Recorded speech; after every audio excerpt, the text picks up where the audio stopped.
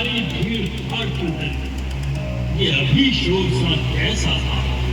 वीरों में छेड़छाड़ क्यों है? आज नगर गरीब ऊंचे महल अटारी क्यों सवारे हैं? देश देश के राजा यहाँ क्यों पधारे हैं? प्रभुराज, सेवक ने सीता का स्वयंवर रचाया था कि जो भी शिव धनुष को तोड़ेगा। शिव धनुष! जनक, पहले तू ये बता, ये धनुष किसने तोड़ा है? किसने इस भरे स्वयंवर में सीता से नाता जोड़ा है? जल्दी उसकी सूरत दिखला, वरना सब चौपट कर डालूंगा। जितना पृथ्वी पर राज्य तेरा, सब तहस नहस कर डालूंगा। ये विदाई किस कदर? अन्याय ऐसा पाप क्यों? सामने मेरे पड़ा है खंडित ये शंभु चाप क्यों? सच बता दे कौन है शत्रु मेरा दरबार में? अन्यथा ये राज्य छोड़ूं नहीं संसार में।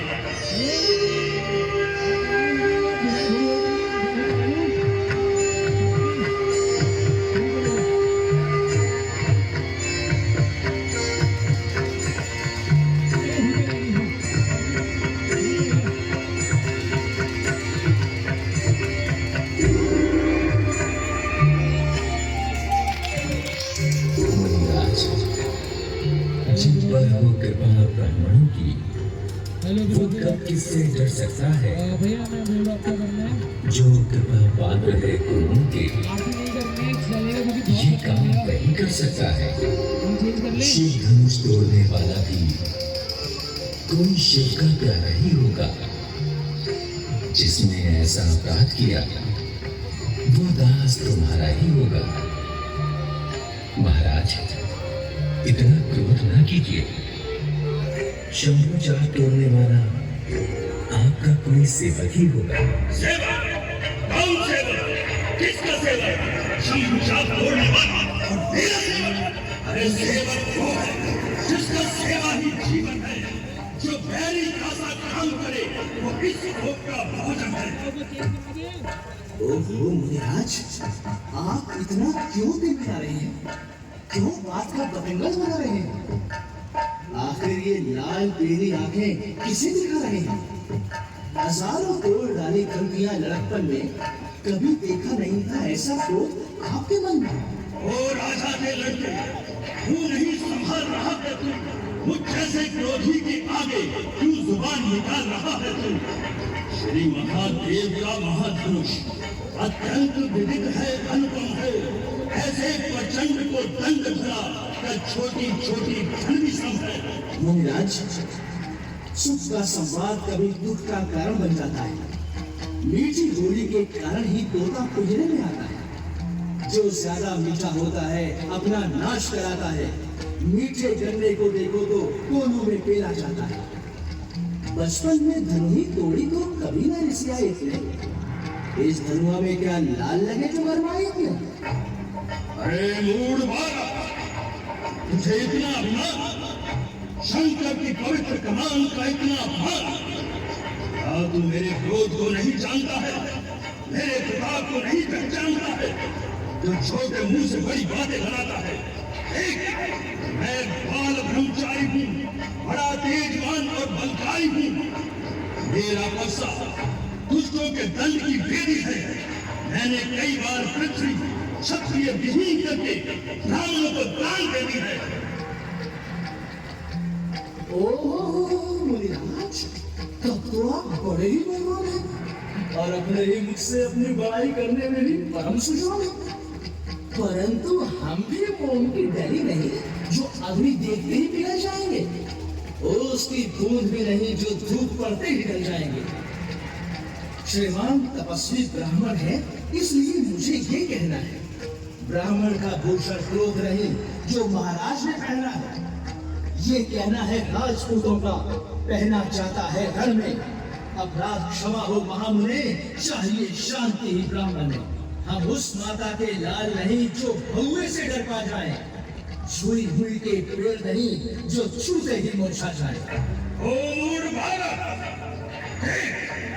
इस पर से की ओर देख, क्यों अकारण अपना काल बुलाता है?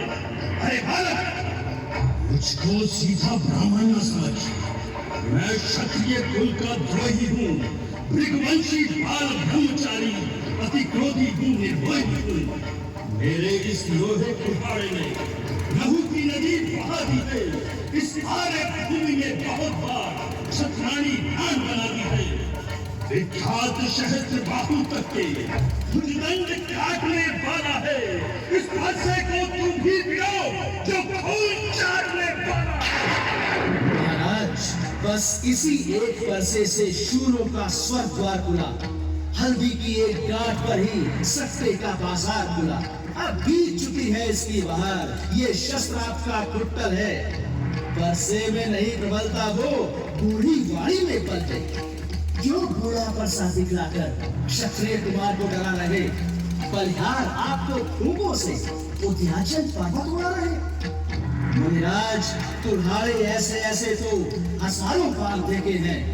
बड़े योद्धा, बड़े बलवान और बलकार देखे हैं। भला इन धमकियों का आपकी हम पर असर होगा?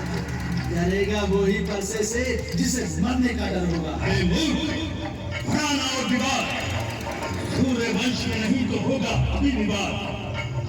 तो मुँह बड़ों से हंसी छोड़, अन्यथा रुलाएगा परसा, कर देगा खट्टे दांत अपनी और स्वाद चखाएगा परसा। तू बच्चा है, बच्चा ही रहे। तू मेरे कर से मरता है। मुझ जैसे क्रोधी के आगे किस कारण बचना करता है? श्री महाराज, हम बच्चे हैं, बच्चे ही बचपना करते हैं। पर तुमने नहीं शोभा देखा जो बच्चे के मुंह रखते हैं। मेरे मुंह में वो दूध नहीं जो तुलसी से तुषा जाए। डर है परसे की लपटों से अत्यधिक उबाल न आ जाए। अरे मूर्ख, मैं तुझे बालक जानकर बचा जाता हूँ। तेरी छोटी अवस्था पर तरस आता हूँ। वरना मुझे अभी मार डालते। मुनिराज, मैं भी आपको ब्राह्मण जानकर कुछ नहीं कहना, अन्यथा मुझे भी कई बार धोखा चुका है।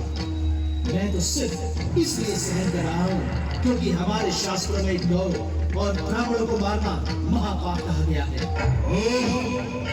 इतना निडर, इतना पागल, ऐसे कटु वचन कहते तनिक भी लज्जा नहीं आई? अच्छा, मूर्ख संभल, सीधा जंग के द्वार चल। देखो, समाज में बैठने वालों, अब मुझे दोष नहीं देना। मैंने अब तक बड़ी शांति से काम किया है, बार बार अपने क्रोध को थाम दिया है, परंतु ये बालक बड़ा धूल और अपराधी है और मारे जाने योग्य है। अब नहीं छोड़ूंगा मैं। सीता इसे संसार में क्रोध की धार आई और इसकी धार में। तो महाराज बार बार किसे सुनाते हैं? जो कुछ करना धरना है शिव ही क्यों नहीं कर दिखाते हो? अपराधी तो तुम हो श्रीमान, जो उत्सव बिगाड़ने आए हो। भाई ने दही बिलो डाला तो घी निकालने आए हो। क्या किसी की सम्मति लेनी है ऐसे काम में? कर दिखाओ, बस नहीं बट्टा लगेगा नाम में। और बाला, फिर वैसे ही कभी वचन बोलकर चले हुए को क्यों चलाता है? अरे मूर्ख, आप ही अपना काल क्यों बुलाता है? क्या तुझे संसार में जीवन भिखारी हो गया? मूर्ख बच्चा है अभी, क्यों जीना भारी हो गया?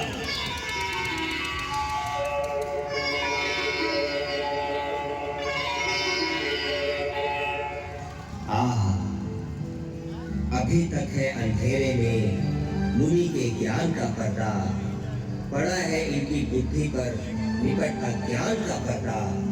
भुलाकर मार्ग सीधा क्या, विकट रास्ते पर चलते हैं। जो ब्रह्मांड के स्वामी हैं, उन्हें बालक समझते हैं। शांत ऋषिराज, शांत। बालक पर क्रोध करना साधु का धर्म नहीं। इस प्रकार लड़ना झगड़ना ब्राह्मण का कर्म नहीं। विश्वामित्र जी, ये बालक हठधर्मी और गवार है। इसके साथ नरमी करना ऐसा ही है जैसे विषैले सर्प के बच्चे के साथ दया का व्यवहार करना। किंतु फिर भी मैं आपके कहने से इसको छोड़ दिए देता हूँ, अन्यथा इस कठोर परसे से इसे काटकर दूर दिन से मुक्त हो जाता। क्यों महाराज, क्या इतनी जल्दी क्रोध शांत हो गया?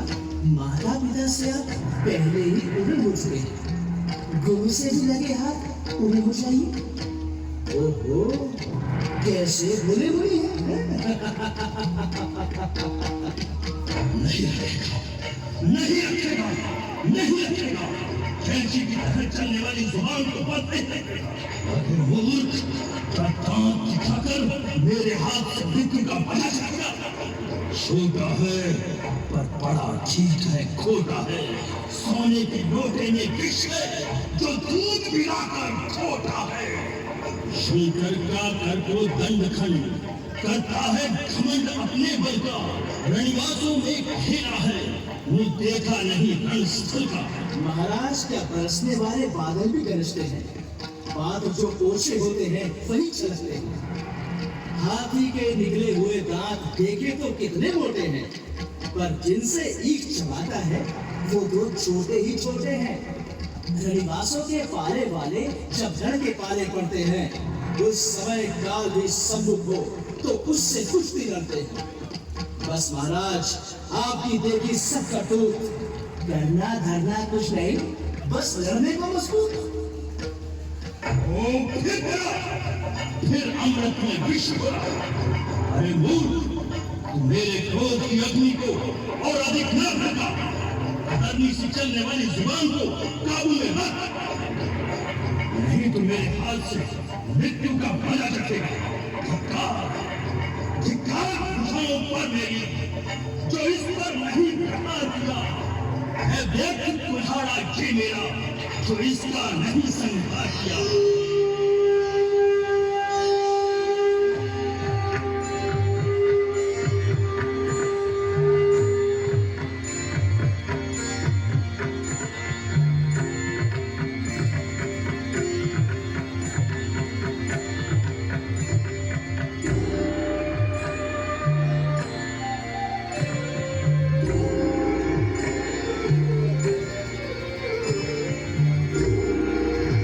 क्षमा करें गिरिराज, अब कुठार की शरण में आया है ये नाम। अपने दासों का लहू पिए ये ताव भला कहाँ फटसे की। भृगुनाथ हमारी गर्दन तो छाया में है अब फटसे की। यदि इसे काट डालेगी तो क्या चिंता ये अनुरागी है।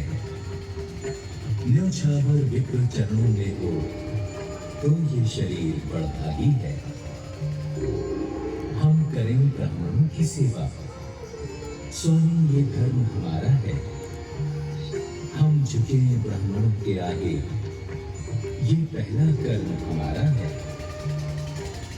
अधिकार ब्राह्मणों को ही है, सरताज हमारे होते हैं। मुनिराज ब्राह्मणों द्वारा ही सब काज हमारे होते हैं। मुनिराज, हम तो सेवक हैं, न गुस्से से डराओ स्वामी। भूल जाएं यदि तो हमें राह दिखाओ स्वामी। एक नाम तेरा भाई अभी मुझे जला रहा है, दूर से ही खड़ा दांत दिखा रहा है। महाराज, ऐसा मैंने क्या कह दिया? आप तो व्यर्थ क्रोधित होने लगे। जब ये पुराना और बेकार धनुष टूट गया तो रोने लगे। अच्छा, यदि आपको इसके टूट जाने का इतना ही दुख है तो किसी अच्छे कारीगर को बुलवा कर जुड़वा लीजिए। खड़े खड़े थक गए होंगे, आसन ग्रहण कीजिए। नहीं सह सकता ये अपमान। कह चुका बहुत कुछ, बस न आपे से निकल। चल निडर बालक तू, अब परलोक के रास्ते पे चल।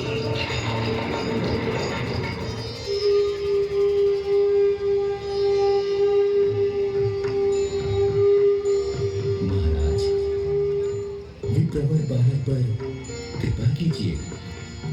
इतना क्रोध करके अपने मन को कलेश न दीजिए, ये ना समझ है। किंतु आप तो समदर्शी, सुशील, धीर और ज्ञानी हैं। छोटा बच्चा और सेवक जानकर भी इसे क्षमा कर दीजिए। राम, तेरा भाई सम्मेति से ही कटवचन बोलता है और तू छल कपट से हाथ जोड़कर विनय करता है। अरे शिवद्रोही, छल त्याग कर मुझसे युद्ध कर, अन्यथा दोनों को मृत्यु के घाट उतारूंगा। महाराज, भाई ने मीठे वचन कहे तो क्रोध और बढ़ आया है। सबसे पहले वो बोल उठे, इसलिए अपराधी ठहराया है। अच्छा, अपराधी हम ही सही, हमने ही शहर निचोड़ा है। जो कुछ करना है करे आप, शिव धनुष हमने ही तोड़ा है। मैं कहता हूं इसे चुप करो राम। यदि इस बालक की रक्षा चाहते हो तो इसे मेरे सामने से दूर ले जाओ, नहीं तो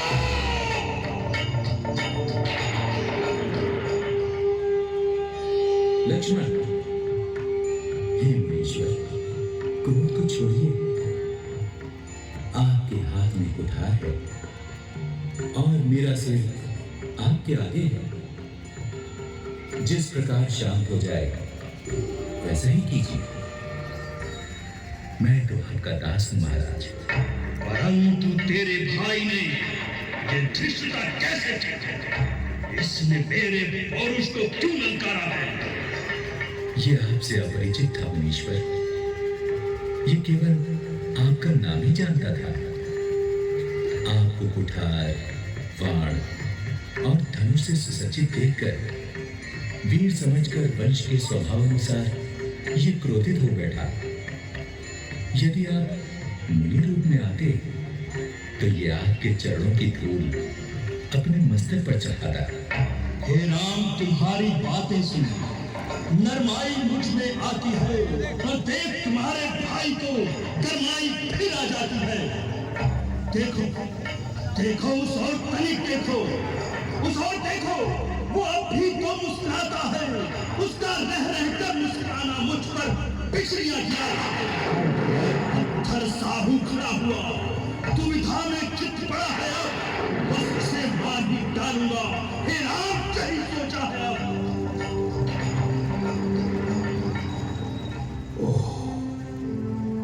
ये क्या, छाती जलती है किंतु हाथ नहीं उठता। हृदय में अग्नि भड़कती है किंतु वर्षा नहीं चलता। और स्वभाव बदल गया, साहस भंग हो गया। बड़े बड़े वीरों का वध करने वाला परशुराम आज निष्फल हो गया। देखना संभलना इसी जगह, मूर्त होकर मत रह जाना। ये न हो हमको मंदिर ही पड़े आपका बनवाना। फिर पूजा की सामग्री इस समय नहीं हम रखते। भगवान आप स्वीकार करें तो हार भेंट कर सकते हैं। अब मैं समझाऊं तुम दोनों की चाल। राम, छोटा भाई तो बार बार अंधारे मुझ पर फेंक रहा। तुम मीठी मीठी बातों से चोटों को मेरी सेक रहा।